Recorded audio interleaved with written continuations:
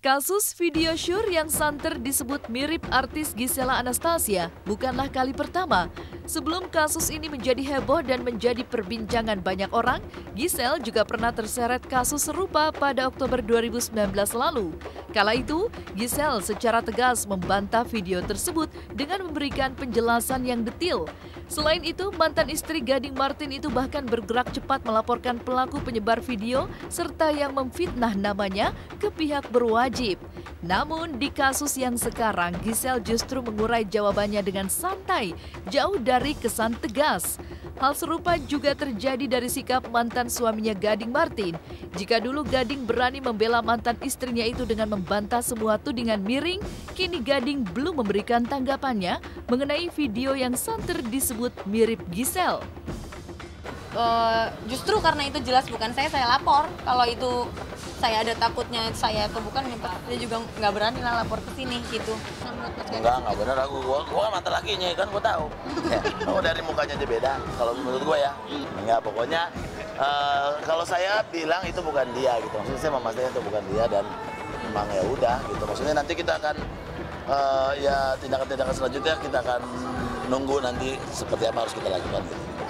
Apakah masih ada lagi pelaku lain? Iya. Kan baru paling masif. Nanti naik yang menyebarkan pertama sampai dengan yang membuatnya nanti.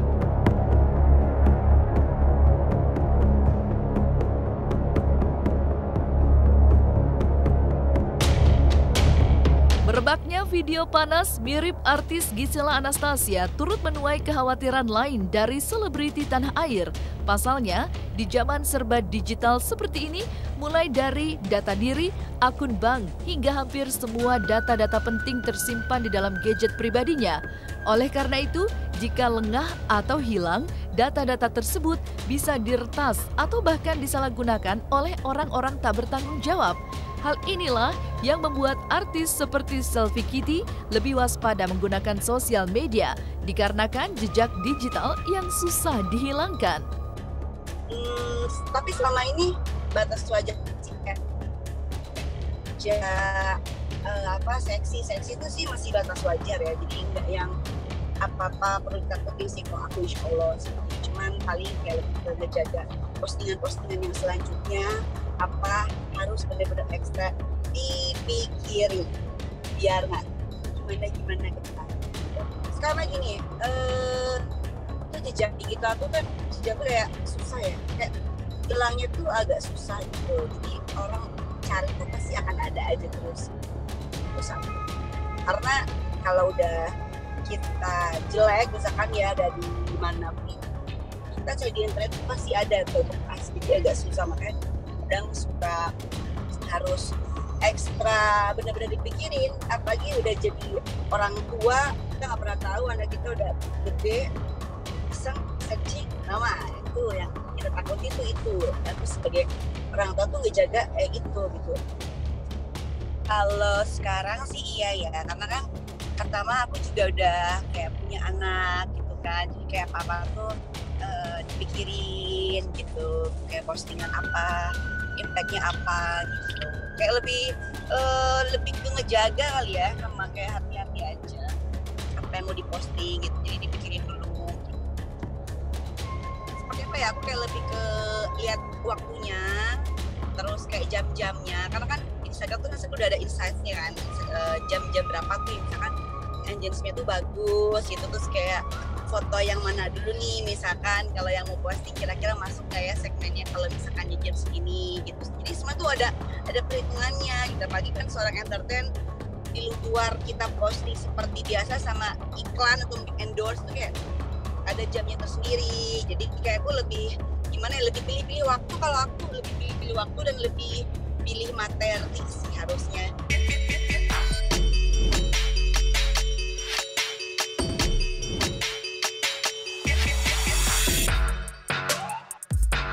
Sikap waspada dalam bersosial media juga ditunjukkan artis cantik Fairuz Arafik dan Irma Darmawangsa. Meski dikenal sebagai public figure, Fairuz tetap menyaring setiap hal yang ingin ia bagikan di sosial media pribadinya. Di sisi lain, Irma Darmawangsa justru menahan diri untuk memposting hal-hal yang memancing reaksi dan komentar negatif dari netizen. Kita ini kan apalagi public figure ya, public figure itu kan di saat dia udah terjun di dunia entertain, dirinya dia itu bukan milik sendiri tapi milik orang banyak gitu. Jadi otomatis pasti menjadi seorang public figure itu tidak semudah yang orang bayangkan, karena dia nggak, ranah pribadinya itu udah masuk, orang pengen tahu apa aja yang dia lakuin, orang ini ngapain atau ngapain gitu.